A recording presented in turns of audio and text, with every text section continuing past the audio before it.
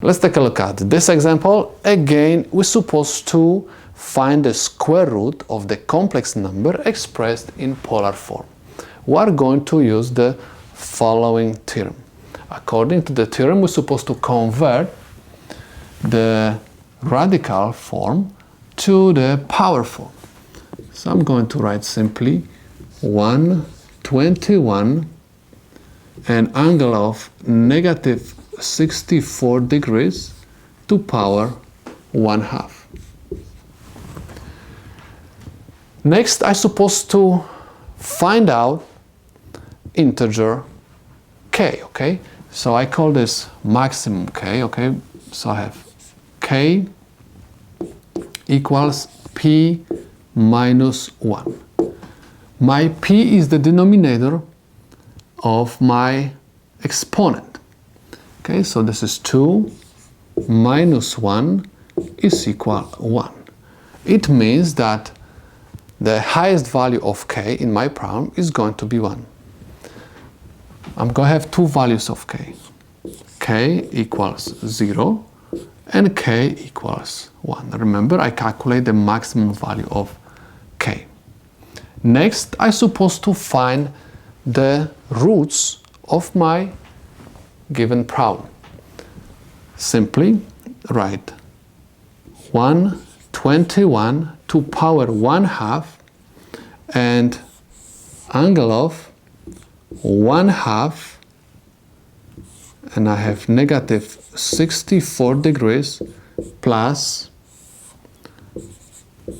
360 degrees times k, which is equal 0 at this moment. Just take a look one more time. I simply use this formula. Okay? I raised my magnitude to the power 121 raised to power 1/2 and multiply the angle theta, right, by my exponent. But keep in mind that angle theta has to be added to 360 degrees and multiply by k. So I have, it's like square root of 121 is equal 11. And I have 1/2 negative 64 degrees, and 360 times 0 is 0.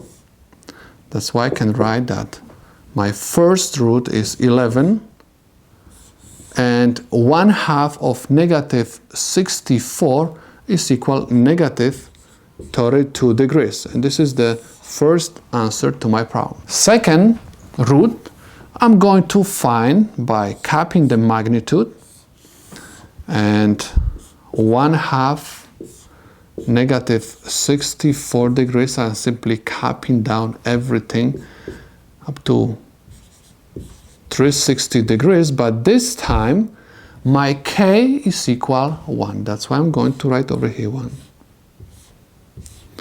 So I have 11 angle 1/2 open parenthesis negative 64 degrees plus 360 is equal 296 degrees.